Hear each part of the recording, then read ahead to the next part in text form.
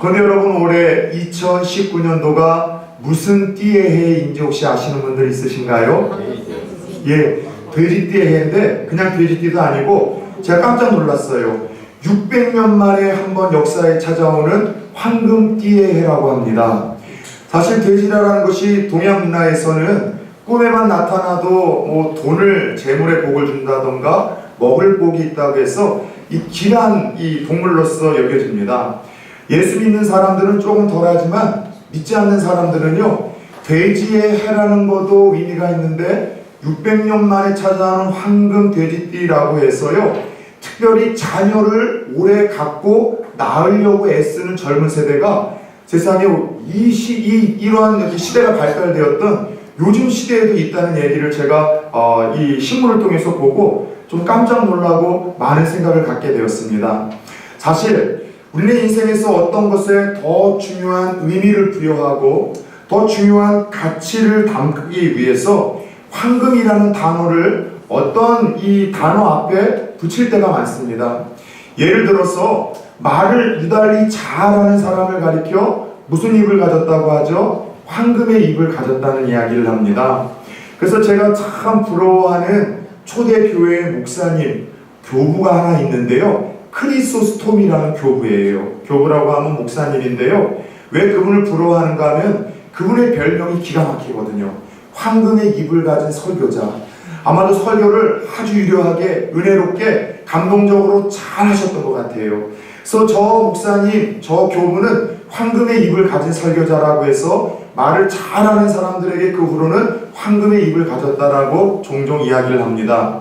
그 외에도 유달리 사업적인 수완이 좋거나 혹은 손재주가 뛰어난 사람들을 가리켜서 황금을 만드는 손이라고 해서 마이더스의 손이라고도 이야기를 합니다. 아주 비싸고 또 앞으로 오를 가능성이 있는 땅을 가리켜서는 금싸라기 땅이라고도 이야기를 하고, 보기 좋게 잘 비율이 나눠진 것을 일컬어서는 황금 비율이라고도 이야기를 합니다. 이처럼 무언가 가치 있고 의미 있는 것에는 중요한 마음을 담기 위해서 황금이라는 단어를 그 앞에 붙인다는 것이죠. 그런데 여러분, 혹시 그거 아세요? 우리가 가지고 있는 이 성경에도요, 여러분, 특별히 너무 중요한 하나님의 마음이 담겨 있기에 황금이라는 단어가 붙어 있는 말씀이 있다는 사실. 예, 성경 66권은 감히 황금과는 비교할 수 없을 만큼 너무나 가치가 있고 중요하고 소중한 하나님의 말씀이라고 할 수 있습니다. 그러나 그 66권에 다 가치가 있고 소중한 말씀 중에도 우리가 한평생 이 땅에 살아가면서 하나님의 뜻을 알고 그분의 뜻을 이루어드리고 또 그분이 우리에게 허락하시는 참 행복과 참 기쁨을 우리가 놓치지 않기 위해서 하나님이 너무나 중요하게 여기시어 황금율법이라 말씀하시며 주신 여러분 성경이 있다는 거예요. 그 황금율법, 황금 성경 그 말씀은 이렇게 시작이 됩니다. 오늘 본문 12절입니다. 같이 한번 읽어볼까요? 시작. 그러므로 무엇이든지 남에게 대접을 받고자 하는 대로 너희도 남을 대접하라. 이것이 율법이요 선지자니라. 아멘. 따라서 해봅시다. 그러므로 무엇이든지 남에게 대접을 받고자 하는 대로 너희도 남을 대접하라.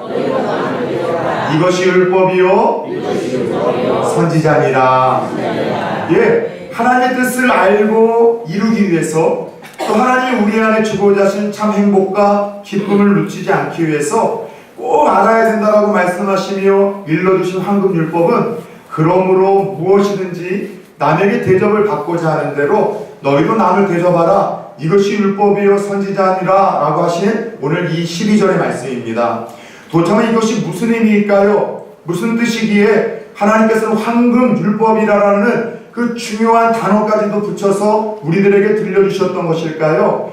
먼저 이 황금율법이 무슨 의미이고 뜻인지를 알기 위해서 저는 오늘 여러분들과 함께 소극적인 측면, 적극적인 측면, 신앙적인 측면에서 이 말씀을 우리에게 세해 주시는 하나님의 마음을 함께 헤아려 보려고 합니다. 첫 번째 소극적인 측면에서 이 말씀을 주신 하나님의 의도는요, 따라서 해볼까요? 당하기 싫은 것 너희도 하지 말라. 지극히 상식적이죠. 다른 사람에게 당하기 싫은 것은 너희도 남에게 하지 말라는 그런 소극적인 의미가 있습니다. 황금률이 기록되어진 마태복음 7장은요 1절에서 이런 주님의 말씀으로 시작을 합니다. 비판을 받지 아니하려거든 비판하지 말라. 너희가 누군가에게 비판받는 거 싫어하잖아. 누군가 너희가 다른 사람으로부터 뒷담화 듣는 거 싫어하잖아. 그렇다면 너희도 뒤에서 누군가를 비판하거나 뒷담화하지 말라는 상식적인 말씀이에요. 다른 사람에게 무시당하기 싫거든, 다른 사람에게 미움당하기 싫거든, 너희도 누군가를 무시하거나 미워하지 말라는 그런 여러분 일반적인 말씀입니다. 왜냐하면 오늘 이 상식이 통하지 않는 시대에서 저와 여러분이 살고 있기 때문이에요. 이 시대를 보십시오. 상식적이지 않은 일들이 벌어지고 있지 않습니까? 자신은 비판받는 거 싫어하면서 모였다 하면 다른 사람 비판하고 흉보는 일들이 여러분 얼마나 많이 있는지 몰라요. 교회에도 이런 일들이 있을까요? 없을까요? 있어요? 부산총회에는 없는 거로 저는 믿겠습니다. 근데 다른 교회는 있는 것 같아요. 그래서 예전에 웃기고도 슬픈 이런 이야기를 들은 적이 있어요. 나이 드신 권사님들 중에 한 분이 전도회 모임에서 그만 세상에 권사님 한 분이 실수를 하셨대요. 너무 이 소피가 마려우셨는데 그 가야 할 때를 보라 화장실 가야 될 때를 놓쳐서 그만 실수를 하신 거예요. 근데 왜 실수를 했는가 하면 다른 이유가 아니라 앉아가지고 2-3시간 동안 계속해서 누군가를 흉보는 모임이었대요. 교회 장로님이 어떻고 그 집사님이 어떻고 요즘 젊은 것들이 어떻고 목사가 어떻고 비판하고 흉보는데 이 권사님이 갑자기 이 소피가 마려우신 거예요. 근데 그동안 뒷담화를 하는 패턴을 보니까 그 자리에 없는 사람을 항상 그렇게 꼽길래 자기가 일어나자마자 자기 흉볼 게 뻔하기 때문에 그게 두려워가지고 참고 견디다가 그만 실수를 했다는 얘기를 듣고서 제가 좀 웃기기도 하지만 참 슬퍼요. 그것이 다른 데가 아니라 어디 안에서 벌어졌다고요? 교회 안에서 권사님들 모임 안에서 벌어졌다는 거예요. 우리 부산총회 이야기 절대 아닙니다, 여러분. 다른 교회에서 꽤 오래전에 나왔던 이야기예요. 오늘 이 시대의 전주서 상식적이지 않은 것을 여러분들 우리들에게 보여주는 사건 아니겠습니까? 교회 안에서 이런 일들 얼마나 많아요. 다른 사람에게 무시당하는 것 싫어하면서 의도적으로 다른 사람 자존심을 무너뜨리고 무시하는 일들이 벌어집니다. 모든 면에서 자신은 다 다른 사람들에게 이해받기를 원해요. 근데 다른 사람의 실수에 대해서는 조금 더 이해하지 않으려고 하는 그런 이상한 일들이 벌어져서 주님의 뜻과는 달리 하나가 되어야 될 그 교회 공동체가 여러분 분란이 일어나고 하나됨이 깨어지는 아픈 현실들이 얼마나 많이 벌어지냐는 것이죠. 새로운 정권이 들어서면서 여러분들 자주 회자가 되었던 단어가 있다면 내로남불이라는 단어가 아닐까 싶어요. 무슨 뜻이죠? 내가 하면 로맨스이고 다른 사람은 불륜이라는 이야기죠. 교회 안에서 이런 일들이 얼마나 비일비재합니까? 내가 눈물로 소리내어 기도하면은 다른 사람이 기도하면 막 유별나게 기도한다고 비판하면서 내가 눈물로 소리내어 기도하면 뜨거운 기도라고 이야기를 합니다. 다른 사람이 슛이 없어서 침을 튀겨가면서 기도하면은 기복적인 기도를 한다고 비판하면서 내가 슛이 없어서 뜨겁게 기도하면 믿음이 충만한 것이라고 이야기를 합니다. 다른 사람이 헌금을 적게 내는 것은 그가 인색하고 믿음이 없기 때문이고 내가 헌금을 적게 내는 것은 과부의 엽전 투니까 같이 마음이 중요하게 괜찮다고 이야기를 합니다. 다른 사람이 예배에 참석하지 않는 것은 믿음이 없기 때문인데 내가 참석 못하는 것은 하나님은 어디에나 계셔서 예배를 받으신다는 성숙한 믿음 때문이라고 합니다. 남이 넓은 집으로 이사하면 주님은 머리 둘 곳도 없으셨는데 과소비를 한다라고 비판을 하면서 내가 넓은 집으로 이사하면 하나님이 복을 주셔서 지경을 넓혔다고 자랑을 합니다. 다른 사람이 예배 시간에 졸면 시험이 되지 않라고 옆구리를 찌르면서 내가 졸면 사랑하는 자에게 잠 주시는 거라고 이야기를 한다고 합니다. 남에 대해서는 칼같이 비판을 하면서도 자신에 대해서는 어찌 그리 관대한지 분명한 사실은 상식적이지 않은 이 시대의 모습을 꼬집고 있는 그런 이야기 아니겠습니까? 사랑하는 여러분, 2019년도를 시작하며 주님이 사랑하는 몸된 공동체의 하나됨을 위해서 더 나아가 주님이 우리에게 주시는 기쁨을 위해서 꼭 주님이 상식적인 말씀 하나를 황금률로 기억하며 실천하라고 하십니다. 그게 뭐예요? 네가 누군가에게 당하기 싫은 것은 너도 하지 말라는 상식적인 크리스찬이 되라고 말씀을 하시는 거죠. 그러기 위해서 저와 여러분들이 누군가를 비판하고 싶고 뒷담화하고 싶을 때마다 그런 기도를 계속해서 드렸으면 좋겠어요. 주님, 긍휼히 여기는 마음을 갖게 하여 주옵소서. 그 사람을 불쌍히 여기는 시선을 갖게 하여 주옵소서. 제가 보니까 긍휼히 여기는 마음, 불쌍히 여기는 마음이 없으면은요, 우리 죄성 있는 인간들은 자꾸 약점을 보고 드러내려고 하고 그것을 누군가에게 퍼뜨리려고 하는 이 못된 심성을 가지고 있다는 것이죠. 따라서 내가 당하기 싫은 거 누군가에게도 하지 않되 그와 같은 비판을 하지 않기 위해서는요, 우리 예수님의 시선과 마음을 회복하는 일밖에 없습니다. 주님, 내 남편을 좀 불쌍히 여기게 해주시고 내 아내를 좀 긍휼한 마음을 갖게 하시고 내 자식들을 향해서 긍휼히 여기는 마음, 하나님, 저 이해할 수 없는 행동과 말을 해서 미움의 대상이 되는 저 사람을 좀 불쌍히 여기는 마음, 긍휼히 여기는 시선을 종에게 허락하여 주시고 나에게 갖게 하여 주옵소서. 그래서 주님이 주시는 그 긍휼히 여기는 마음, 불쌍히 여기는 마음으로 비판하거나 헐뜯음으로 인해서 내가 당하기 싫은 것 우리로 누군가에게 하지 않는 상식적인 크리스찬들로 주 앞에 설 수 있는 한 해가 되어지길 축원합니다. 두 번째, 오늘 주님께서 황금률이라고 던져주신 이 말씀은 적극적인 측면에서는 남에게 대접받고 싶은 대로 너희가 먼저 행하라는 거예요. 따라서 해봅시다. 대접받고 싶은 대로 먼저 행하라. 오늘 황금률이 적혀져 있는 본문 12절을 현대인의 성경이라고 좀 쉽게 풀어낸 성경에는 이렇게 적혀 있습니다. 그러므로 무엇이든지 너희가 남에게 대접을 받고 싶거든 먼저 대접하여라. 따라서 해봅시다. 먼저 대접하여라. 예, 먼저 대접하라는 거예요. 제가 살아오면서 조금 힘든 것은 아니었지만 불편했었던 시절이 있었습니다. 언제인가 하면 이제 남자로서 반드시 가야 되는 그 군대를 이제 갔다가 제대하고 학교에 다시 복학했을 때 그때가 제 생애에서 좀 아주 불편하고 좀 힘든 시간이었어요. 왜냐면은 대학교 1년을 마치고 친구 5명과 같이 군대 갔다 같이 복학하자고 약속을 했는데 이제 군대를 갔다가 복학을 하는데 두 놈은 학교 때려치고 다른 거 공부하겠다고 학교 안 오고 한 놈은 조금 돈 좀 벌고 뒤늦게 복학하겠다고 안 오고 한 녀석은 복학을 했는데 과가 다르니까 함께 생활을 못하는 거예요.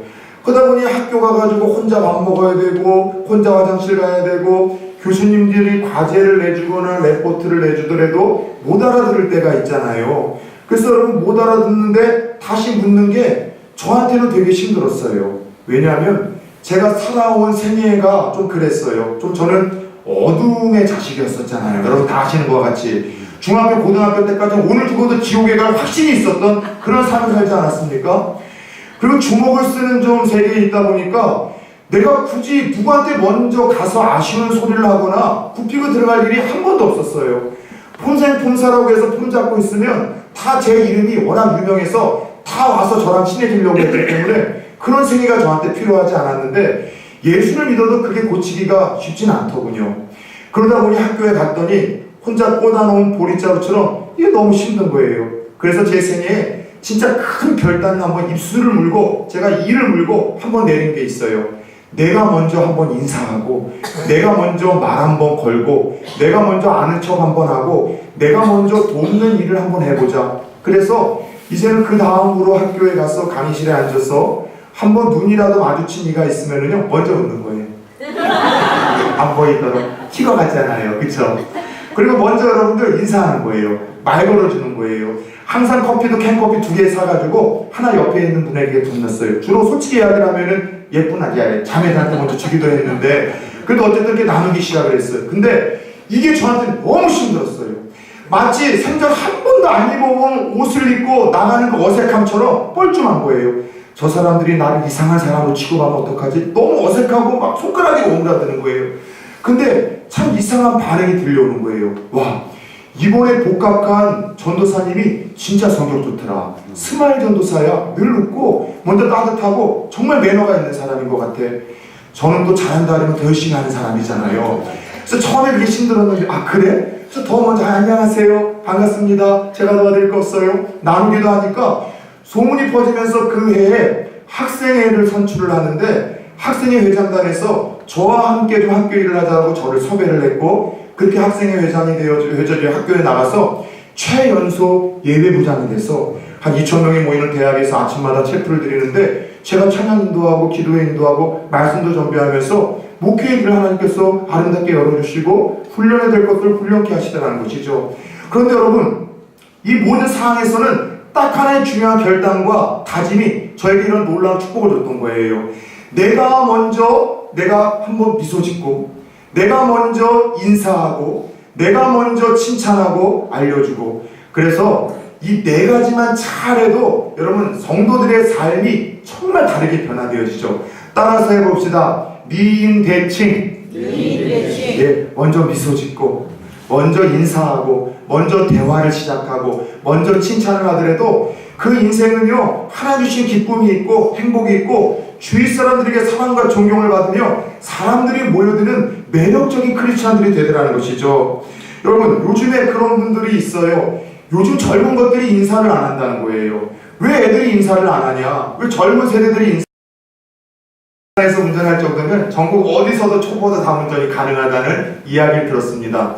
실제로 그런 얘기를 들어서 그런지 모르겠지만 서울도 똑같은 것 같아요. 제 경험으로는.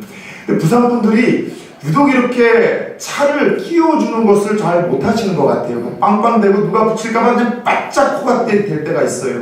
그래서 저는 그때 그래도 이런 말씀을 준비하거나 제가 목사라는 것을 잊지 않을 때는 양보를 해줍니다. 마음 좋은 아저씨처럼 딱 하라고. 근데 그 마음이 확 사라질 때가 있어요. 양보해주고 막 기쁠 때가 있어요. 야, 내가 그래도 이 부산 대중 이 교통의 매너에 업그레이드 시키는데 내가 일가견에 내가 열심을 냈고 내가 한 1조를 냈다. 뿌듯함이 있어요. 근데 여러분 그거 아세요? 운전하시는 분들에게는 서로 소통이 있어요. 작은 약속처럼. 그렇게 누군가가 양보를 해주면 양보를 받은 사람이 이렇게 비싼 깜빡이를 깜빡깜빡 켜요. 그건 뭐냐면은 고마워요, 감사해요, 잊지 않을게요, 좋은 하루 되세요, 이런 의미거든요. 그래서 이렇게 양보할 때 그렇게 끼어들면서 깜빡이를 켜주시는 분들이 있으면 막 기쁜 거예요. 역시 내가 오늘도 하나님의 나라를 이루었다. 주의 뜻을 내가 이루었다. 그런데 여러분, 10명 중에 비상 깜빡이 켜면서 고마움을 표현하는 사람은 2~3명밖에 안 돼요. 나머지 6명, 7명은 그냥 가요. 그럼 어떤 마음이 드는지 아세요? 저놈은 껴주지 말걸. 저놈은 껴주지 말걸. 막 그런 마음이 드는 거예요. 먼저 누군가에게 문자를 보냈어. 근데 분명히 문자를 읽고서도 답장을 안 해줘. 한번 화가 나는 거예요. 괜히 보냈다. 누군가에게 먼저 인사를 했는데 내 인사를 받지도 않는 거예요. 그럼 화가 나는 거야. 나도 인사하지 않으면 자존심이라도 안 상할 텐데. 이런 마음이 드는 거예요. 여러분 왜 그런 줄 아세요? 이게 철저히 이렇게 하면 이 정도 하지 않을까? 계산적인 섬김과 대접 때문에 일어나는 낙심과 절망이라니까는요. 그런데 어느 순간 하나님께서 제 마음에 이런 감동을 들려주신 적이 있어요. 야, 적어도 이렇게 하면은 이 정도 나오겠지라는 개선, 그리고 또 없는 상대의 모습 보면서 또 그렇게 낙심하고 절망하고 또 그 사람에 대해서 그렇게 너 안 좋은 마음을 갖는데 너 그러지 말고 좀 계산하지 말고 받으려고 하지 말고 나처럼 좀 네가 베풀고 먼저 섬기면 안 되겠느냐? 그런 음성을 들려주시는 거예요. 그래서 예수님이 어떠한 거 기대하지 않으셨잖아요. 받을 거 계산하지 아니하시고 먼저 오셔서 베풀어 주시고 섬겨 주시고 그렇게 나눠 주신 것처럼 그렇게 한번 먼저 베풀고 계산하지 말고 나눠줘 보라는 그런 마음의 모습을 들려주시는 거예요. 이게 성숙한 삶이고 이때 하나님이 기억하시고 마치 부메랑처럼 우리의 더 좋은 것을 주시겠다라고 약속을 하셨죠. 그 후로 제 마음에 좀 뭔가 넉넉한 여유가 생긴 것 같아요. 제가 먼저 인사하고 베풀고 섬김에도 불구하고 따뜻하게 해주는데 그렇게 여러분들 변화가 있는 사람들에게는 참 고맙고 감사한 마음이 있는 거예요.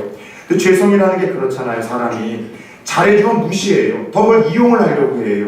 그런 사람들 보면서 예전에 낙심하고 절망하고 막 밤잠을 못 이뤘는데 그래, 그게 인간이다. 제 주위에서 누군가 힘들어하면 제가 오히려 위로하는 거예요. 여보, 그래서 사람은 믿음의 대상이 아니고 용서와 사랑의 대상이야. 받아서 저를 아빠로 대접해주는 것 때문에 더 좋은 걸 주고 싶은 거예요. 하나님 마음이 그러더라는 것이죠.